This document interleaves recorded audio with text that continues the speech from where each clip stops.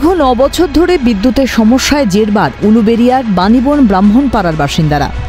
সন্ধ্যা নামলেই লো ভোল্টেজের সমস্যায় ভুগতে থাকেন স্থানীয়রা। বাড়িতে থাকা শিশু থেকে বৃদ্ধ ও অসুস্থ ব্যক্তিদের নিয়ে নাস্তানাবুদ পরিস্থিতি তাদের। দ্রুত সমস্যার সমাধানের জন্য দীর্ঘ সময় ধরে প্রশাসনের কাছে দরবার করেও মেলেনি সুরাহা। তাই এবার সরাসরি ভোট বয়কটে হুঁশিয়ারি দিলেন স্থানীয়রা। আলো বিদ্যুৎ আছে, আলো নাই। বিদ্যুৎ আছে, আলো নাই। বিদ্যুৎ আছে, আলো নাই। বিদ্যুৎ আছে, আলো নাই। বিদ্যুৎ আছে, পাকা ঘরে নাই। জানা গেছে, তৃণমূলের সাংসদ হওয়ার পর সুলতান আহমেদ এই গ্রামে বিদ্যুতের ব্যবস্থা করেন। টানা 1 বছর বিদ্যুৎ মিললেও দীর্ঘ 9 বছর ধরে লো ভোল্টেজ সমস্যায় ভুগছেন বাণীবন ব্রাহ্মণপাড়ার বাসিন্দারা। সবসময় কারেন্ট চলে যাচ্ছে, বাচ্চাগুলোকে নিয়ে থাকবো কি করে? খেতে বসেছি, কারেন্ট চলে যাচ্ছে। আমাদের 5টা পর কারেন্ট একদম থাকে না। আর এই একটা ট্রান্সফরমার 3টে পাড়া চালানো হয়, ঠিক আছে। এ নিয়ে আমরা পঞ্চায়েতও বলেছি, তাতেও ওরা এ করে নেই, বা বিডিওতেও বলেছি, এসডিওতে বলেছি, এরা আমাদের কোনো মানে গ্যারাজই করছে না।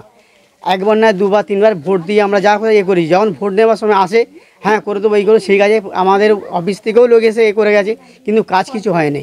সেই জন্য আমরা ঠিক করেছি, এবারে যদি না আমাদের এই নিয়ে কারেন্টের নিয়ে ব্যবস্থা না করে, আমরা ভোট তো দেবই না। বেশিটা সকালের দিকটা থাকে, দুপুরের পর থেকে এবার বাচ্চা একটু ঘুমোবে দুপুরের পর, তখন দেখছি লো ভোল্টেজ। সন্ধ্যা থেকে পড়তে বসতে পারছে না বাচ্চারা। সমস্যা বলতে পাখা তো ঘুরছেও না, কারেন্ট থেকেও আলো কেরোসিন জ্বালতে হচ্ছে, মোমবাতি জ্বালতে হচ্ছে।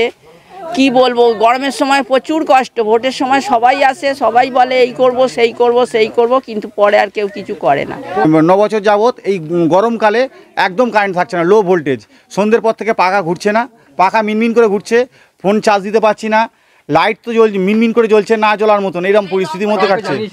হ্যাঁ, আমরা তো জানিয়েছি, আমরা পঞ্চায়েতে জানিয়েছি, আমাদের বিডিও জানিয়েছি, এসডিওতে পিটিশন জমা দিয়েছিলাম আমরা। ওরা বলছে হয়ে যাবে, কিন্তু এখনো পর্যন্ত কোনো সুরাহা হচ্ছে না। ভোটের সময় ওরা আসছে, বলছে ভোট দাও, তোমাদের সব ব্যবস্থা হয়ে যাবে, কিন্তু আমাদের আলটিমেটলি কোনো রেজাল্ট পাচ্ছি না আমরা। 2024-এর লোকসভা নির্বাচনে ভোট পাওয়ার আশায় প্রার্থীরা হাজার আশ্বাস দিলেও নিজেদের অবস্থানে অনড় এলাকাবাসী। দ্রুত এই সমস্যার সমাধান না হলে ভোট বয়কট করবেন বলেই সাফ জানিয়ে দিলেন স্থানীয় বাসিন্দারা। উলুবেড়িয়া থেকে মনোজ রায়ের রিপোর্ট, ক্যালকাটা নিউজ।